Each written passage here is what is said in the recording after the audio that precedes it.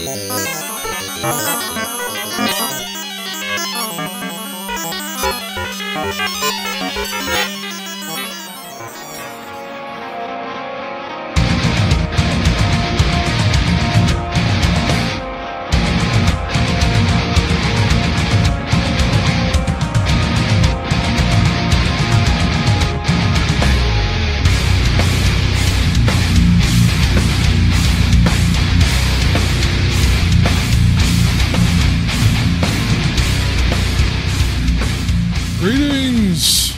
Welcome.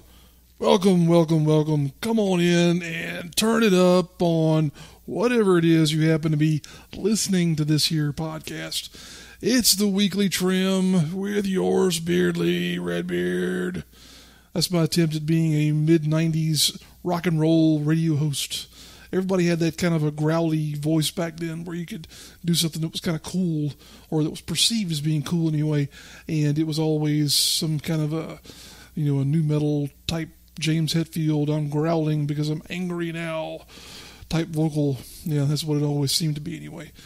Appreciate you guys tuning in and being a part of the program here today. This is the July 18th, 2018 edition of the program. And like I said, I am your host, Redbeard, for this program. Not the one and only Redbeard, just the Redbeard in the next 10 square miles or so.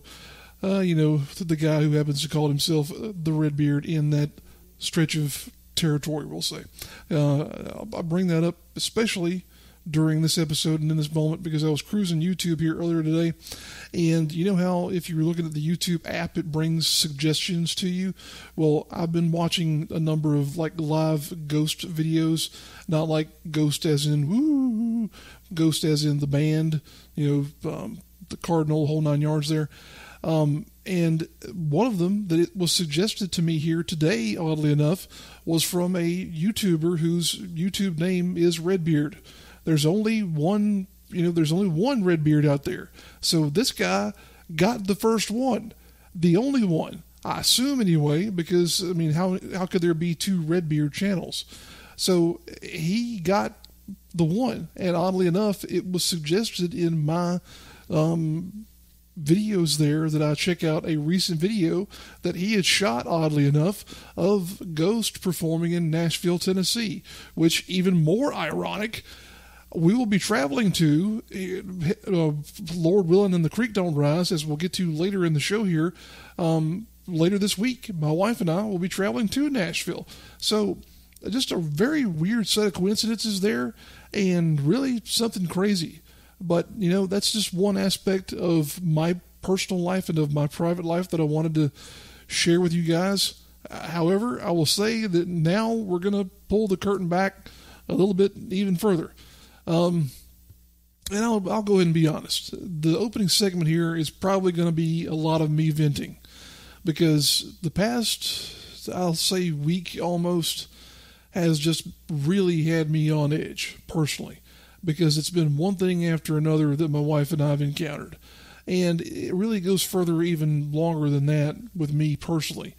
About, let's say, almost towards the start of towards the start of this year, I had a wound on my lower left leg.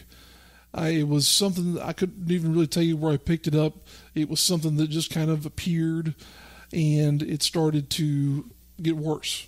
And before I knew it, I had a fairly bad infection in my leg, and I didn't want to acknowledge that because I thought, okay, I'll just keep treating it and eventually it'll go away. Well, it didn't, and it wasn't really healing because of the presence of the infection. So I nursed it along for way too long. Did not have to have any type of major procedure done or anything, thank God. It was sort of a surface infection, if you want to classify it as something. But I had to go through the treatment of, having bandages and wraps and a cream, taking antibiotics. It was a very long process of healing. It took about 2 months for it to actually close successfully. But once it did, I thought I was fine, so I stopped really pursuing a lot of the treatment there that I had been going through in terms of doing anything to the area, stopped taking the antibiotic. I thought, hey, we're okay. We're going to be fine. And then we went to the beach here a couple of weeks, almost a month ago now, and suddenly things started to get worse. It was almost as though I was developing what looked like cellulitis on that same area. And I really didn't know what to do at that point in time, because we were at the beach. I didn't want to have to run to a hospital or a doctor there and wind up calculating some huge bill based on what we were, encountering away from home and away from our normal physicians and whatnot.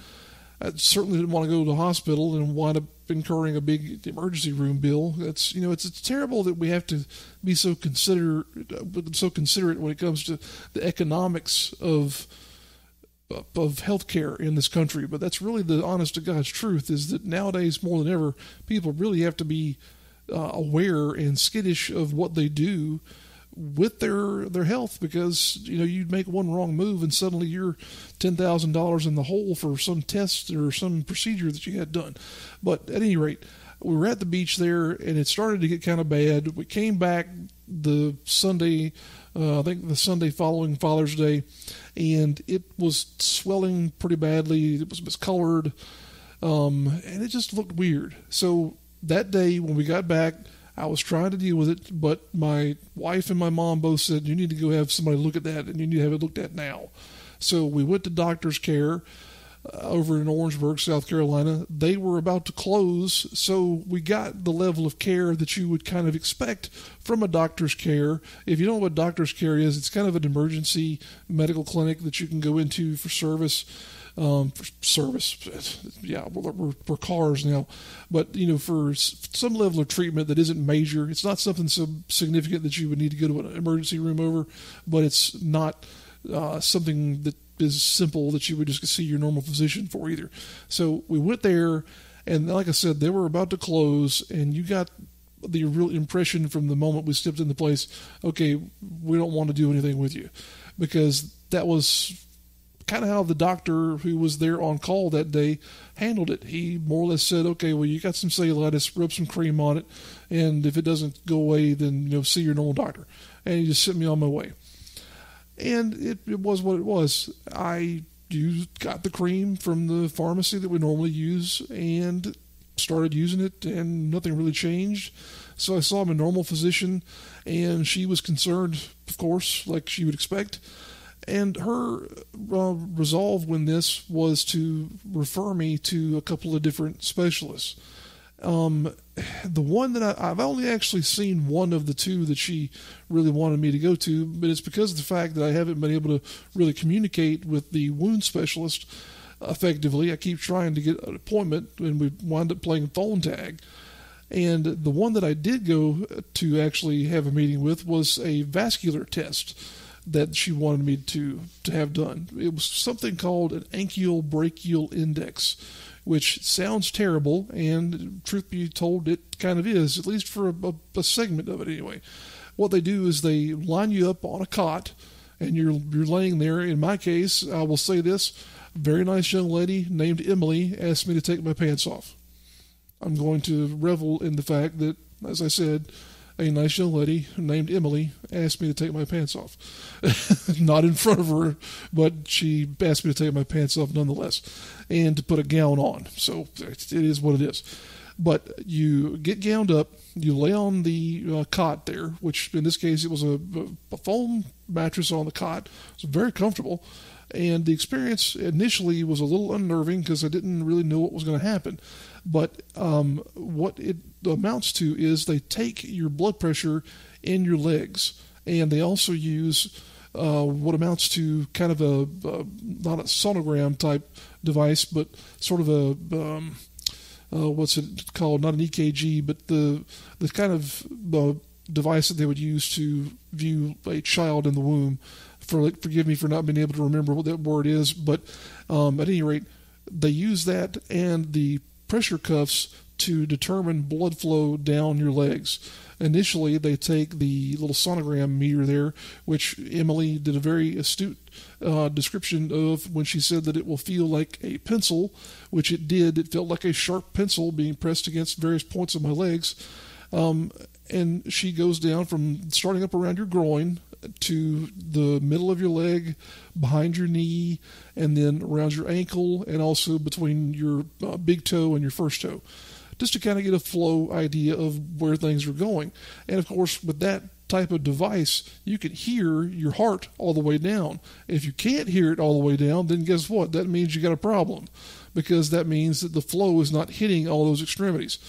So as she's going down with that part of the test, I was really hoping that things were going to go fine, and it appears to have, because nothing seemed out of the ordinary. Nothing seemed goofy. She was able to find that tone in each spot that she made on both legs, left and right. And then came the test where they put the actual cuffs on you. Now, these are just like what you expect. They're blood pressure cuffs. And they're in various positions up and down your legs, and they take your pressure just as they would on your arm. She also did take pressure readings on both of my arms, so you get a real sense of what your vascular condition is after this thing. But the part that was really painful, and I think they do this more, again, to just really determine how bad things may be for you in terms of what you're really dealing with, is they take those cuffs and they start with one leg and then work their way down, and then do the other leg and work their way down that side. But they take those cuffs and they squeeze your leg to a point where it really felt as though they were cutting off the blood flow, because you could hear, again, that's the test. Again, I'm not sure what the machine is called, but you could hear the machine and the noise that it was making suddenly stop. Like you suddenly couldn't hear your heart beating. So it's like, that's supposed to happen, right? And here again, I'm assuming that's what was supposed to happen, because they didn't tell me once the test was over, okay, you need to go to the emergency room now, or we're going to admit you now based on what we've seen. And I'm walking around, carrying around as usual, so I'm assuming that whatever they were looking for in that test there either wasn't there, or that I'm doing okay as far as blood flow is concerned. So that's kind of where I stand at this point in time in this process. I have an appointment coming up next month to see my normal physician again. Not sure what's going to happen there. I have sort of been in contact with the wound specialist. I don't really have a wound. It's more of a dermatological issue to me, and it seems like this is me doing my own little WebMD reporting here, but you can diagnose yourself as having anything from cancer to a cold if you spend enough time looking around on the web for symptoms and whatnot. But in looking around, it looks as though I have some kind of a skin condition related to sort of a sedentary lifestyle that causes capillaries close to the skin to break and for fluid to build up in your leg. And it's not like a blood clot type scenario. There's no danger of this moving to my heart or my lungs and causing me to expire. It's really just something that is, I hate to say it, but it's more of a pain in the ass to deal with than anything, because you wind up with discolored skin, almost along the lines of eczema, and it just looks weird. And that's kind of where I am right now. So what I've been doing in the meantime is to, of course, keep it clean, keep it treated with a medicated lotion that I use a couple times a day to try and keep the skin supple and whatnot. And I'm just going to continue doing what I'm doing because it seems, to be serviceable. It's not in the greatest of condition, but it's not to a point where I think I need to have my leg cut off either. I don't have a visible infection anymore. There's nothing there to give me a sense that, hey, you're in trouble now. But we're going to see what happens there and where it goes in the future. But that's the ordeal that I've been dealing with physically anyway. One more thing I'll mention before we get done with this segment. I know I've been blabbing on for a while here, but we've also been having just a slew of car troubles. The past couple of days have been just a real nightmare in terms of my truck and also my wife's car having just ridiculous amounts of issues. We went to spend some time with some friends of ours Monday night and wound up having a split tire on the truck. tried to get some service while we were in the town that we were in. The Walmart there was closing. Nobody could help us, so we wound up having to change the tire in the parking lot. Fortunately, I had some buddies that were nearby who were able to help me. Thank you very much. Those guys know who they are. And here we come back the next day. My wife goes to take her car to get serviced. Just going to have a normal routine oil change done. Going to rotate the tires. Because like I said, we're going to Nashville here in the next couple of days.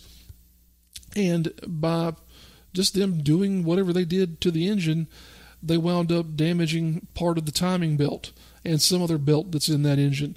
I hate to sound like a dunce, but when it comes to engines and really anything useful whatsoever, I am a total useless person. I really am. I work with computers and technology, for crying out loud. If you ask me to build a fire or to build a deck or work on an engine, I'm totally in left field. I wouldn't be able to help you. I probably could figure it out, give it enough time and enough YouTube videos to where I could, get a sense of what's what. But as is, I'm totally useless. And nothing has reminded me more of that than the incidents we've encountered the past couple of days. It's really been something else.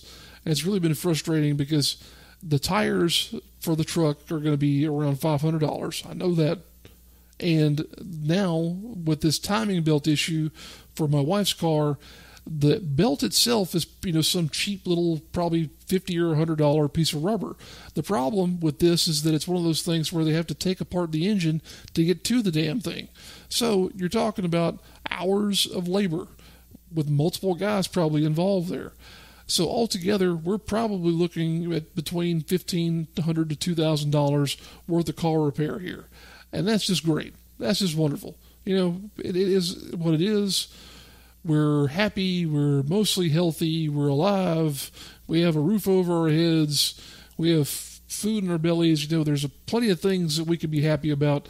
But good Lord, does it really suck to have a car bill or a maintenance bill for $2,000 staring you in the face? So like I said, enough of me venting. This first segment was all me venting, more or less. And that's enough of that, though. I'm ready to listen to some music and get on with the show. Hopefully talk about some much more cool stuff, some much more interesting stuff here in segment number 2, where we're going to look over a recent event that I had an opportunity to attend, that being Old School Championship Wrestling's July 2018 event in Hanahan, South Carolina. We'll be back in a few moments.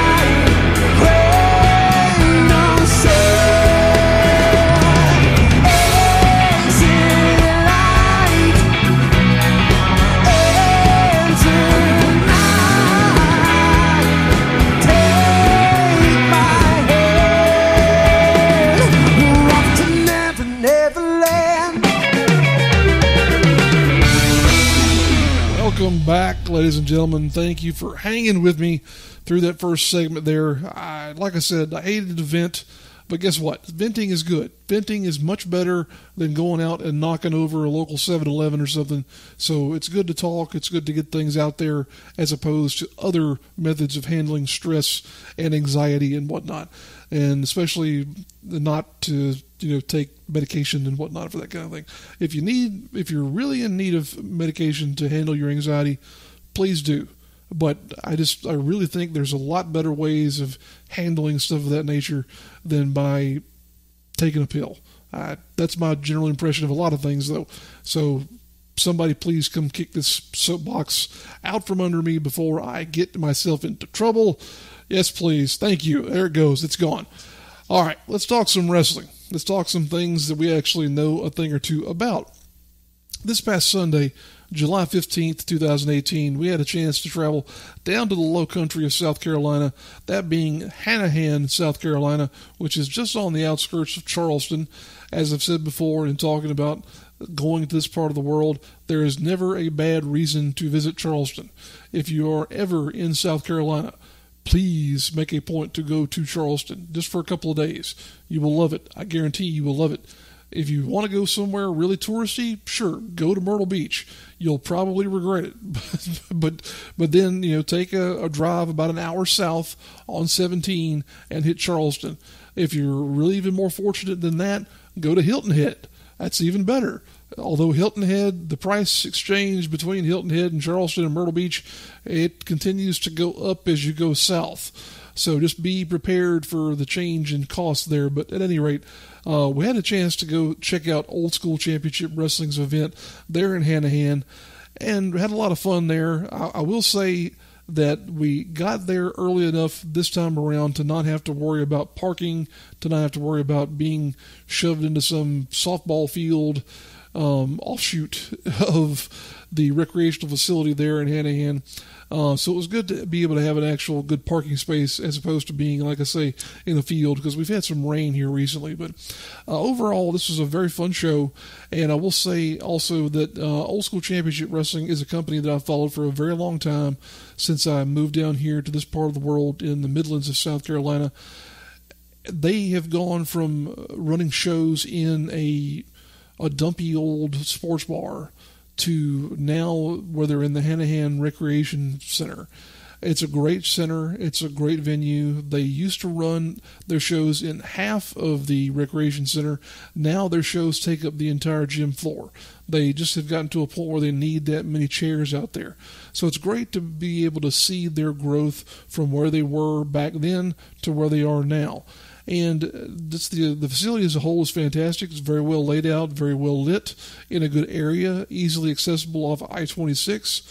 And better than that, it's got a tremendous snack bar. Ooh, boy.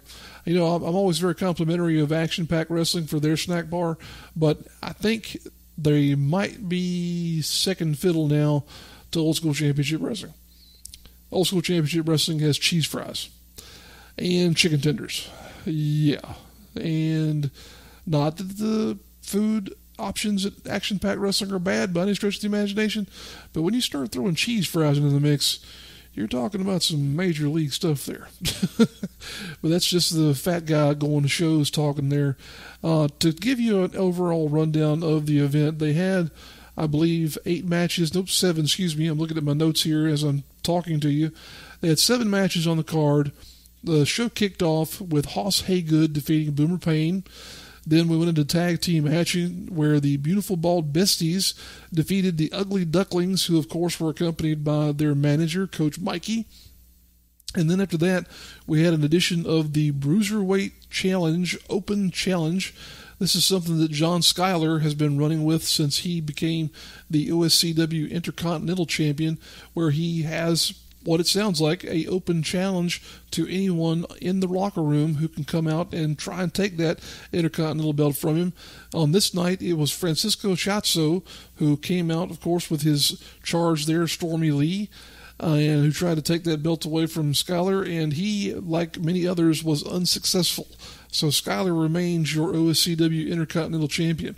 And moving on from there, another championship match. In this case, the OSCW Tag Team Championship was on the line, and we had a title change in this match. This was not the first, not the only title change that would happen on this card here either, as the E&D members Zuka King and Willie B defeated Drew Adler and Logan Creed in what was a stunning turn of events. Really had to kind of hang the hat of what the E&D has accomplished here recently, because with this win, they are now the OSCW and the WrestleForce Tag Team Champions. So they are making some big headway in terms of the tag team scene around this part of the world. Of course, we won't mention the fact that their third cohort, TJ Boss, got in there and put a beat down onto Logan Creed, which kind of set the whole thing up there, but it is what it is. Referee didn't see it, so of course it doesn't count. That's how things work in wrestling. The post-match, you kind of had your typical or expected exchange there between Logan Creed and Drew Adler. Looks like those two are on the outs here now.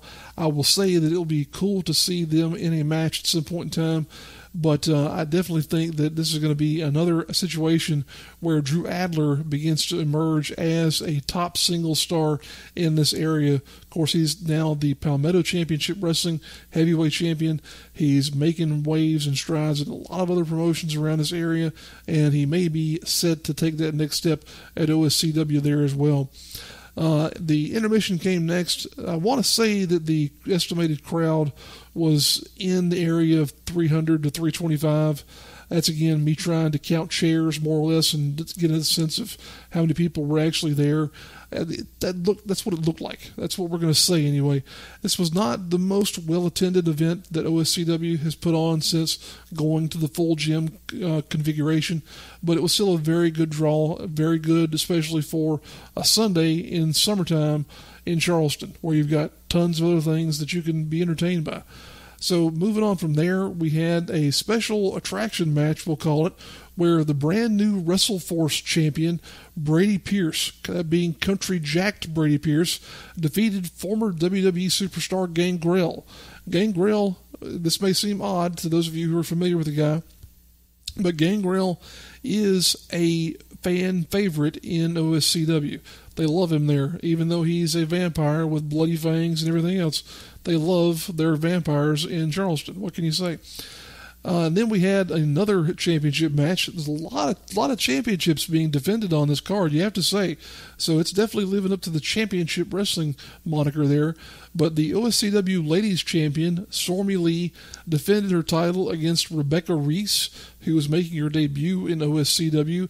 She did, Stormy Lee that is, did defeat Rebecca, so she maintains her stranglehold on the OSCW Ladies Division, and probably also, I'll say, the women's division maybe in the entire Carolinas, because to my knowledge she is the only women's champion in any part of the Carolinas.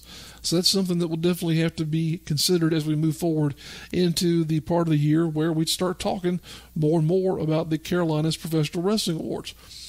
And then the big match of the night, the main event, was a fatal 5-way elimination match for the Old School Championship Wrestling Heavyweight title.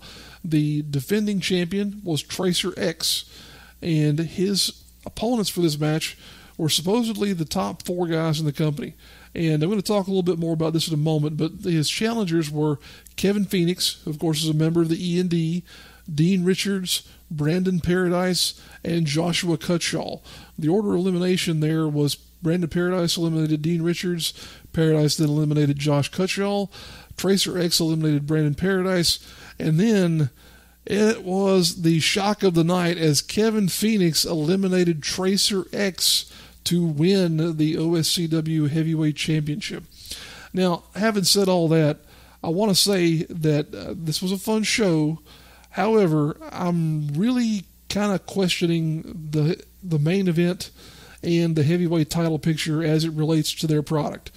And the reason why I say that is because I look at this card and I question, okay, why were those 4 guys challenging Tracer X for that championship.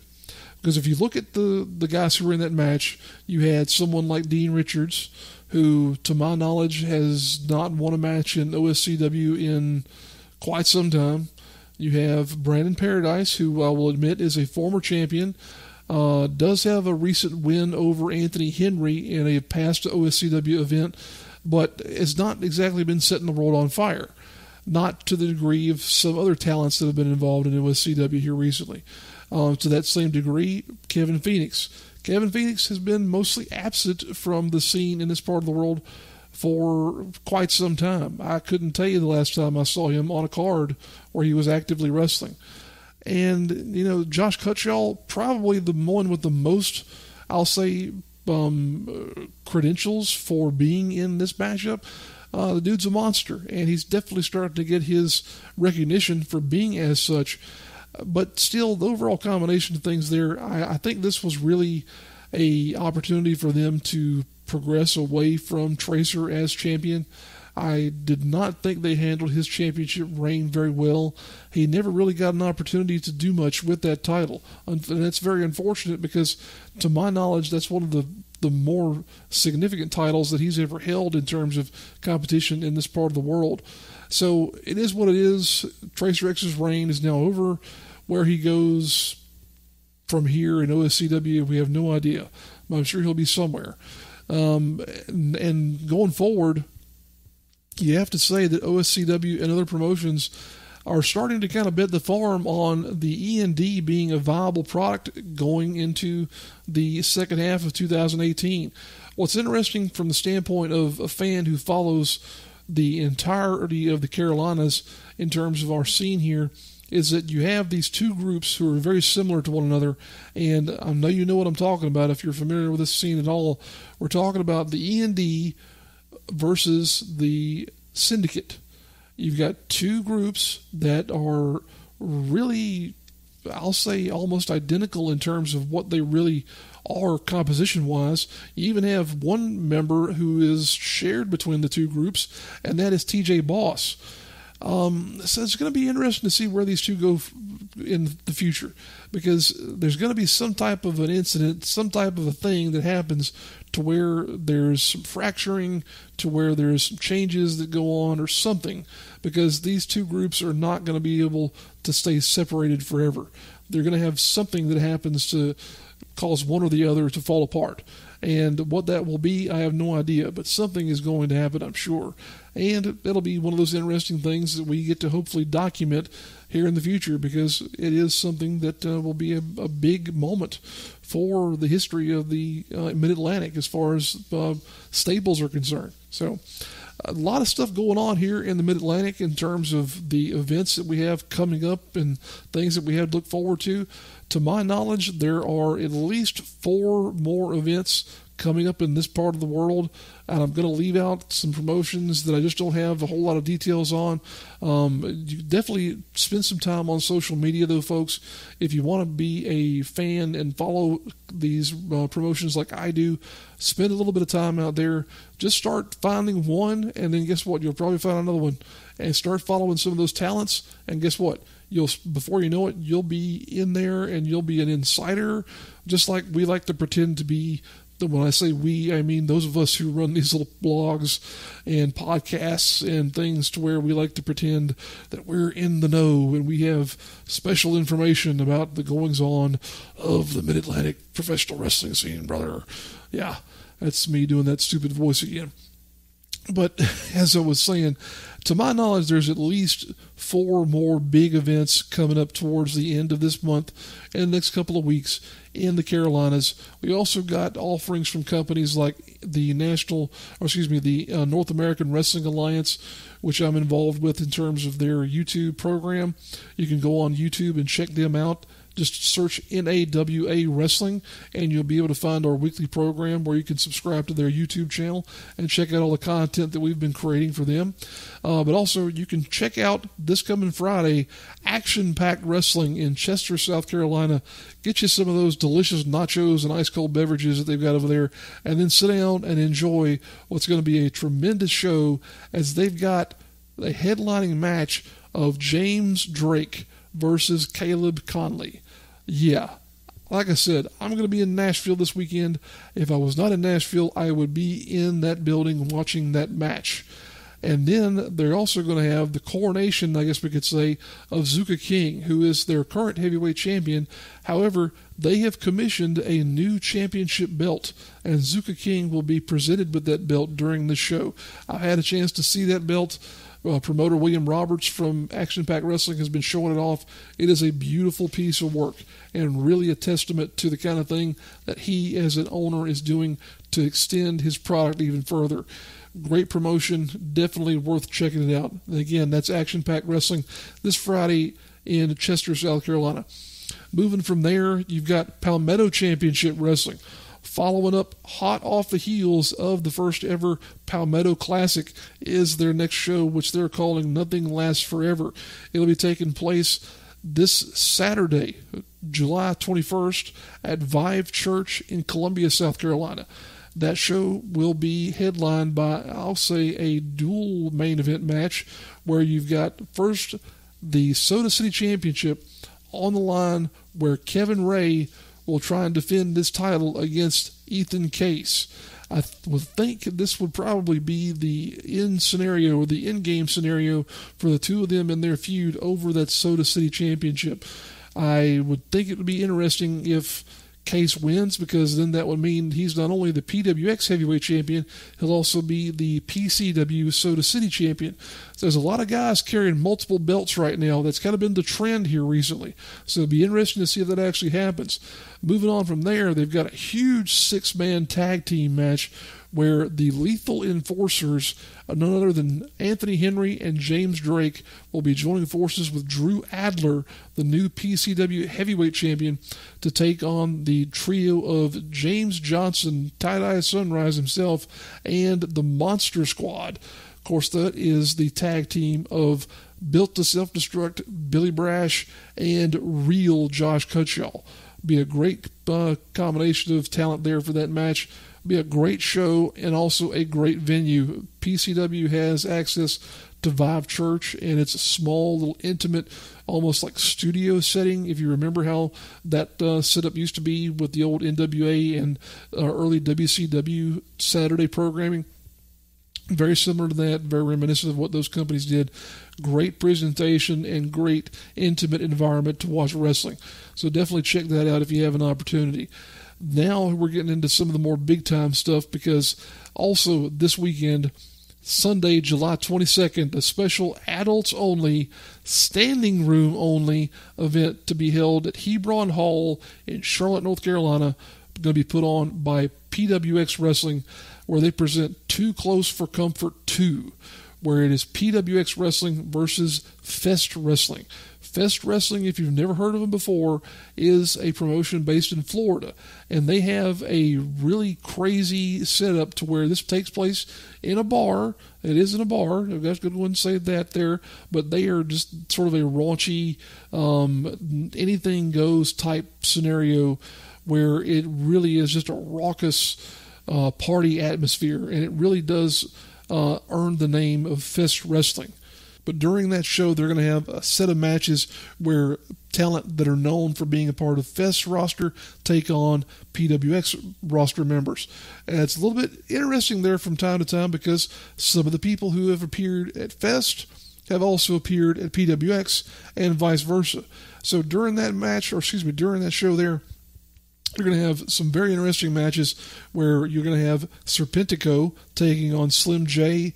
The Lethal Enforcers will be taking on the Monster Squad, kind of an extension to the match they'll have had the night before there. The Ugly Ducklings will challenge the Syndicate in tag team action. You'll also have Team PWX versus Team Fest, and also the main event in a non-title matchup. You have the champions from both promotions going one-on-one, as Effie, the Fest Wrestling champion, will be taking on Ethan Case, the PWX champion. Really crazy scenario there. Like I said, it's a standing room only event, to where if you're able to get in, you're able to get in, and if you're not, you're going to be turned away.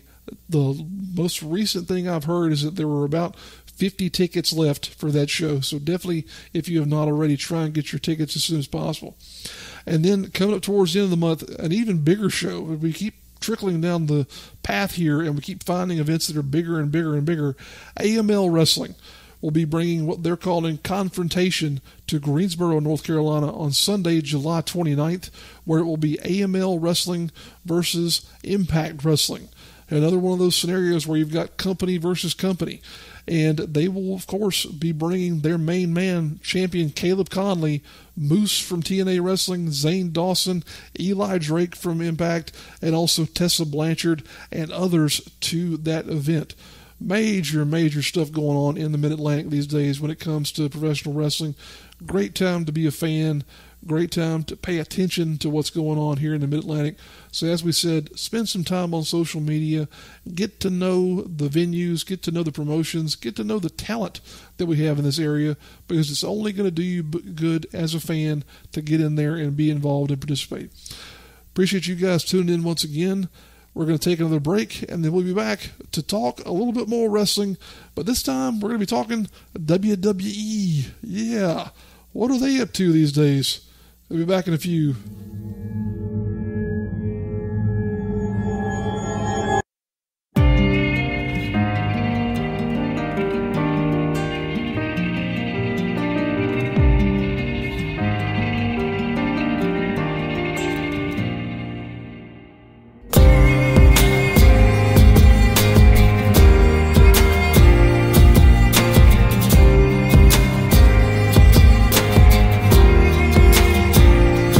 Memories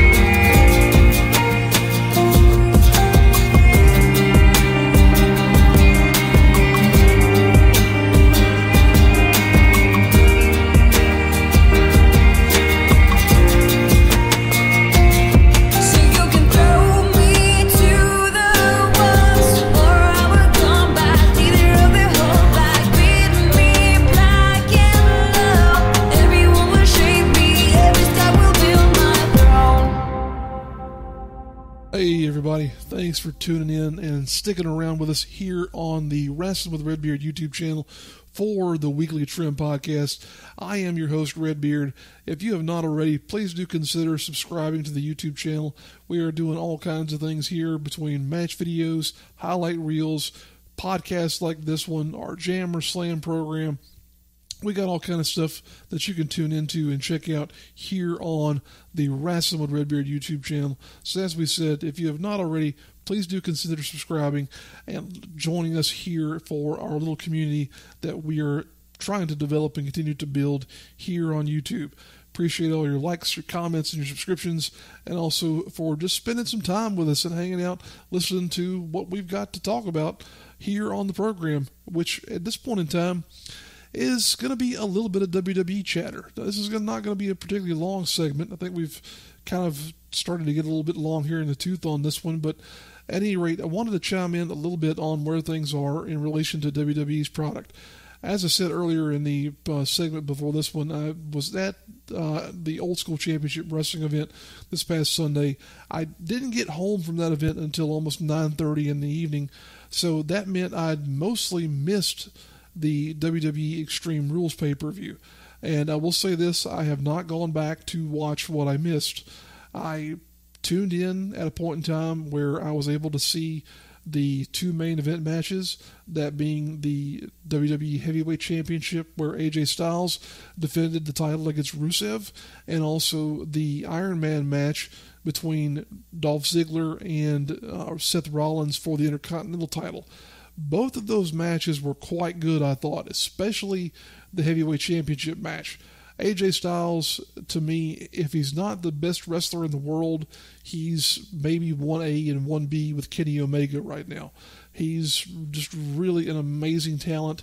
I'm so happy and so thrilled that he is part of the WWE roster and really being able to show the world what he's capable of.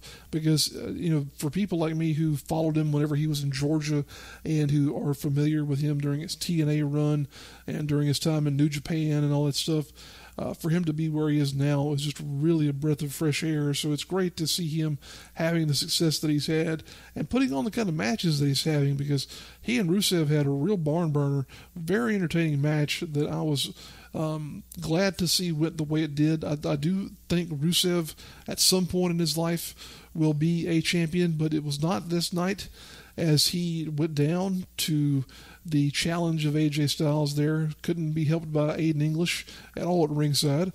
And then moving on from there, you had the main event, which was the Intercontinental Championship match, which was contested under Iron Man rules, where you had a 30-minute time limit to score as many pinfalls or submissions as possible. The match was very entertaining. These types of matches, though, can be somewhat paint by number in that going down to the end, there's going to be a scenario where, unless somebody has just been really stupid in terms of their booking, it's going to be, coming down to the wire in terms of who has the most falls. And that was the same thing here. The difference was that you had the involvement and the interference of Drew McIntyre throughout the match, who was getting in there and trying to help Dolph Ziggler. To me, Drew McIntyre should probably be the one holding the belt, and Ziggler should be the one trying to help him, because McIntyre is a beast. My God, since he has come back and had his NXT run there, just if you look at him now and look at him the way he was whenever he was in WWE originally, the appearance that he has gone through, the change physically that he has gone through is night and day. He is such a developed athlete now. It's crazy to see how just ripped he is, for one, but also just the presentation, to where he has that warrior Goliath type persona to him. It really is something else. But as you can tell, I'm a big fan of his as well, because he's a Scot, being from Scotland and whatnot.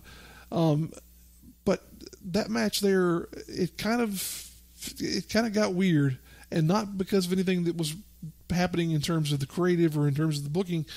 It was because of the crowd.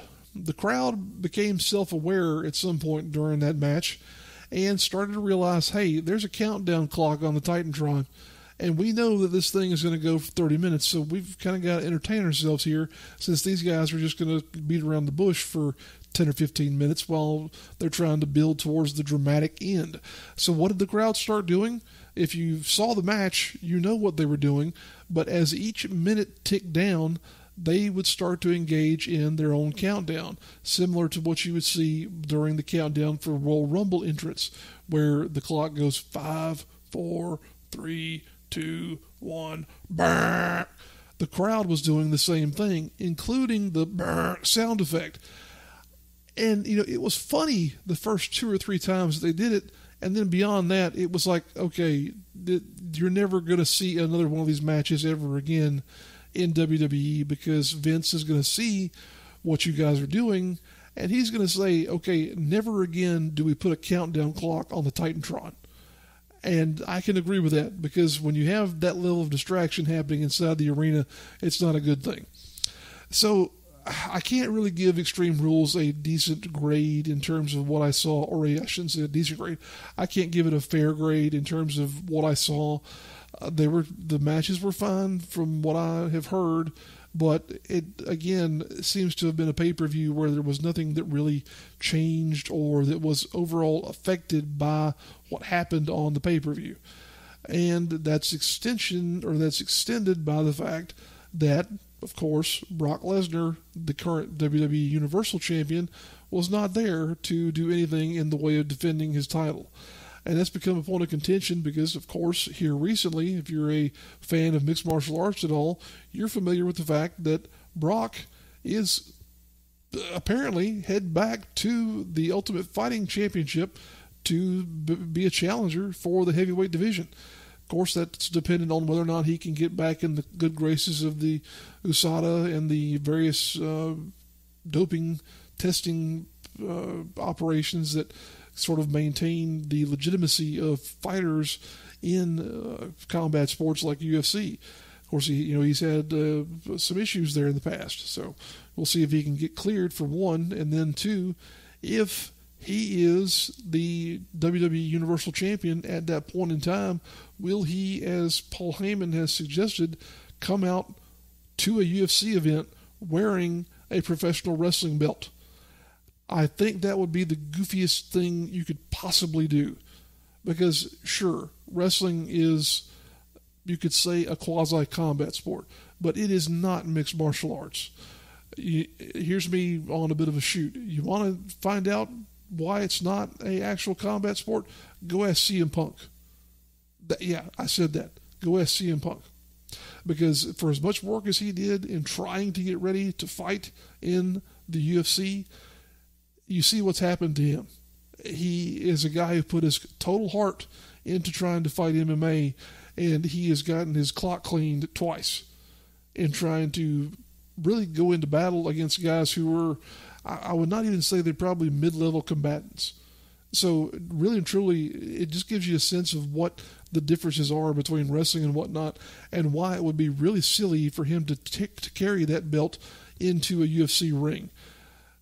People have really started to make a lot of comments here since Lesnar made that appearance at UFC's last big event, saying, okay, well, this is them, sort of revealing, all right, UFC, they're starting to go the way of wrestling.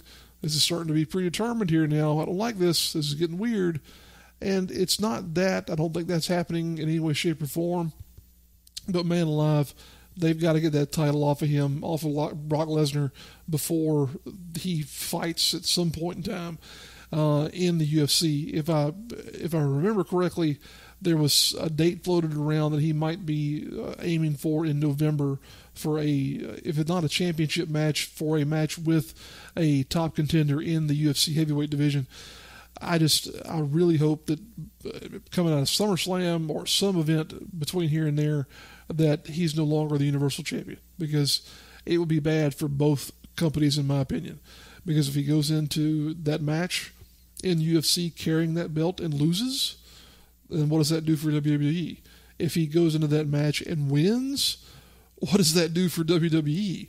Because suddenly you've got a guy who is non-present as your champion currently, and he's got one belt.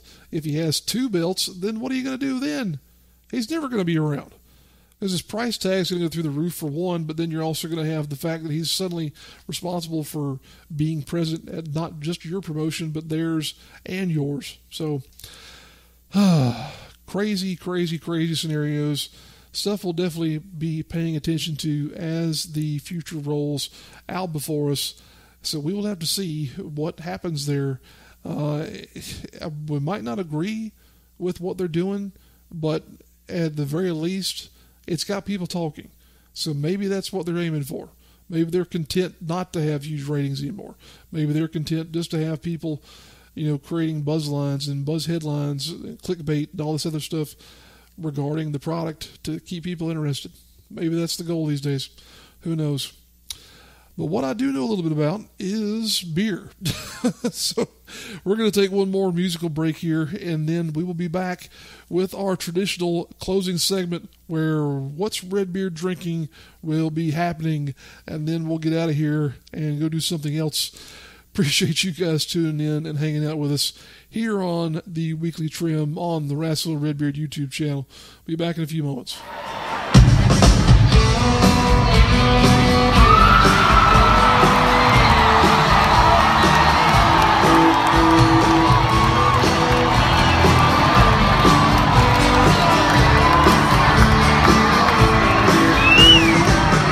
Ever since the days of old, man was search for wealth untold. Dig the silver and the gold, leave the empty home. Way down south in the Everglades, where the black water rolls and the sawgrass waves, the eagles cry in the out of place, in the land of the Seminole. Seminole wind, blow like you're never gonna blow again. I'm calling to you like a long lost friend, but I know who you are. And blow, blow from the open shore wind, all the way up to the Seminole wind. Blow across the home of the Seminole, the alligator and the dog.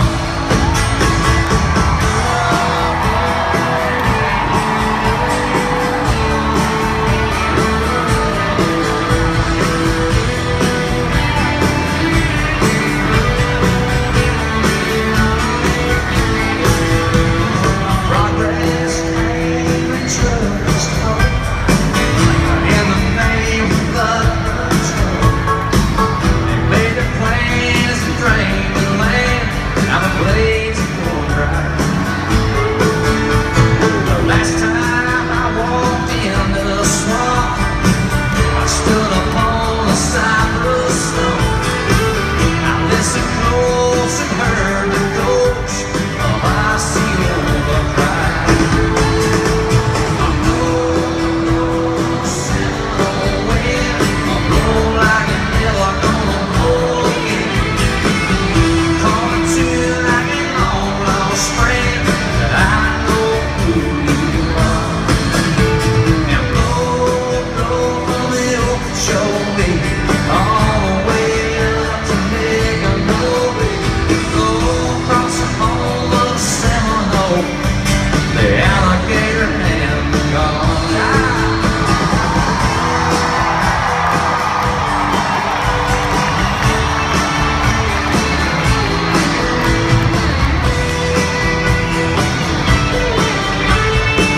Stop right now.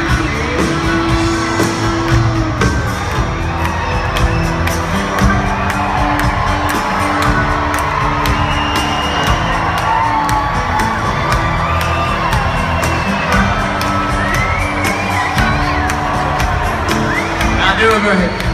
So blow, blow, Seminole wind, blow like you're never gonna blow again. I'm calling to you like a long lost friend, I know who you are. So blow, blow from the open shore wind, all the way up to Seminole wind. Blow across the home of the Seminole, the alligator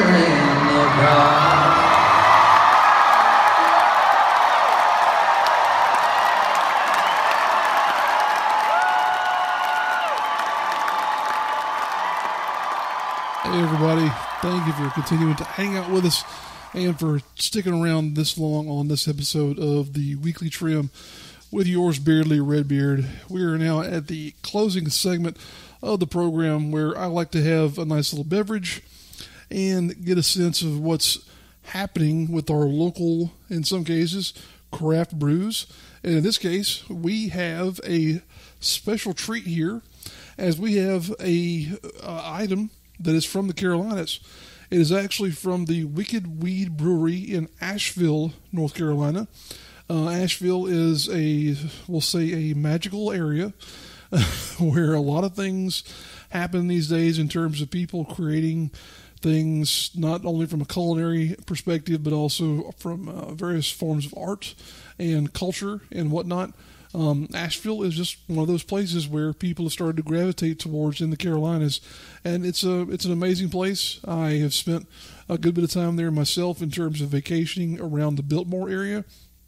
So anytime you have an opportunity to come through that part of the world, would definitely encourage you to see what all Asheville is about. And in this case, we have from Wicked Weed Brewery, as we mentioned there, their Lunatic Blonde Belgian Style Ale. Now, Belgian-style brews, if you're not familiar, are typically more of a pale ale. They're not usually too robust in terms of their overall flavor and whatnot. However, kind of get a sense that this one might be a little bit different than that in terms of what this one is all about. It does measure in at a kind of, I'll say, remarkable 6.5 ABV. Now, for a usual beer, you're talking about between 4 and 4.5 ABV. So for this one to be 6.5 is really something else.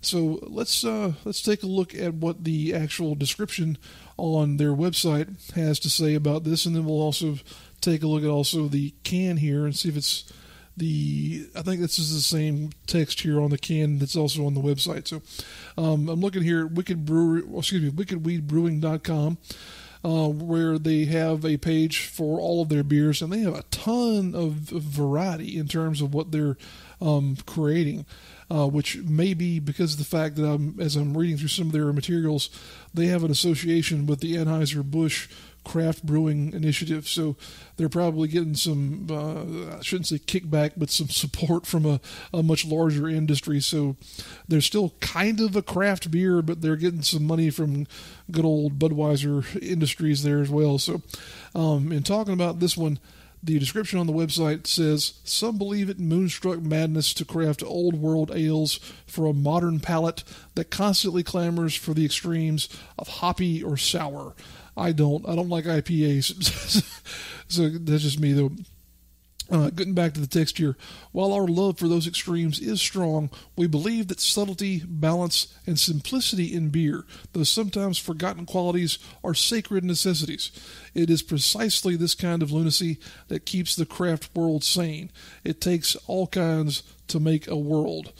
That didn't really describe too much about the beer, other than saying that it's kind of a balanced, we'll say, mid-level beer in terms of where it is on the flavor spectrum, which is playing pretty much into the idea of a Belgian-style beer. It's not too dark, not too light.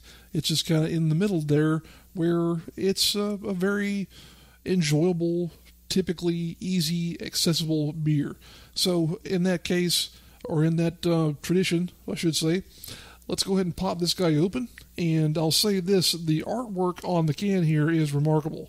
This thing, it looks like, I can't really describe what it is other than some sort of a wintry woodland scene here. And it's got some really cool text and artwork on here. I'm just admiring this can. And their logo is something else as well.